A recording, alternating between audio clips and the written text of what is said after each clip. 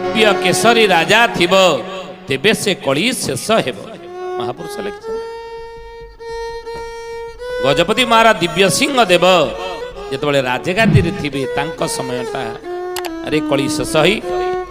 जगन्नाथ कली की अवतार ही थिबे बोली अच्युतानंद महापुरुष मालिका लिखिले सदैया नहीं पुणी कहले कौन ना एथुर आम देखा केते जन दिव्य सिंह केते दिव्य सिंह तो जड़े दिव्य सिंह नुहति 4 जन दिव्य सिंह आम आलोचना करछे विगत अध्याय पुरुषोत्तम देव राजा ठारू 19 राजा हेबे सितारू पुरुष देव ठारू 19 जन राजा पुरी रे हेबे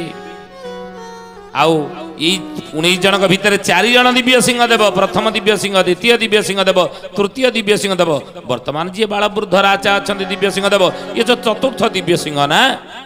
ये 4 जन दिव्य सिंह भितर कौ दिव्य सिंह समय अरे जगन्नाथ कलिकी अवतार हेबे।